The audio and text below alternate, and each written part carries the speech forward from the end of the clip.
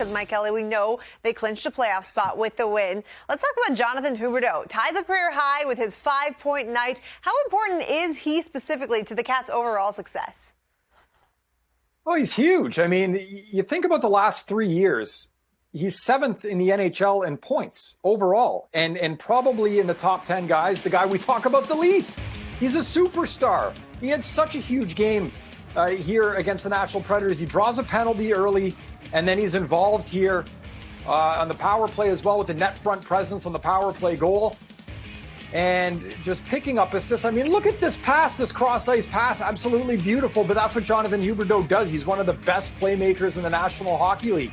Again, here he's driving the net here. Alex Barkov, unbelievable play on the wall. You know, Barkov's the guy that's in the Hart Trophy mix. He'll be in the Selke Trophy mix. You put those two guys together, it's just superstar power.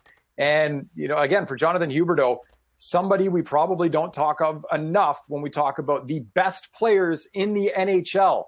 Not a surprise he scored 5 points. He's done it already this season. So he, again, top 10 in scoring this year, just continues to do what he does so well.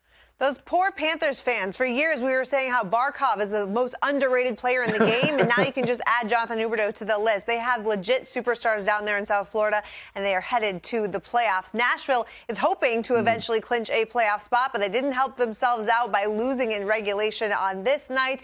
UC Saros had been their backbone, right, for this long stretch here of success, but it was a tough night for him overall. So what's your level of concern with him and the Preds' goaltending?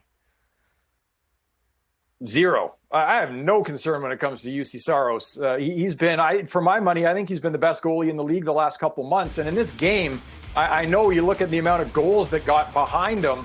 The amount of highlight reel saves he had to make in this game was ridiculous. So they give up 50-plus shots, Nashville.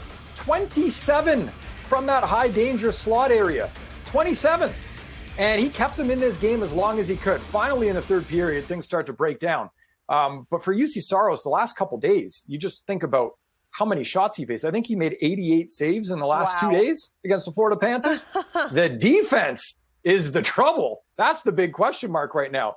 The juice is loose in Nashville. He's still running, doing his thing. I've got no qualms with UC Saros, but yeah, the Predators have to tighten up defensively and give this guy a little bit of help back there. He did everything he could through 40 minutes. Yeah, it's a tough thing to ask a goalie to make 55 stops because that's how many shots the Florida Panthers had in this one.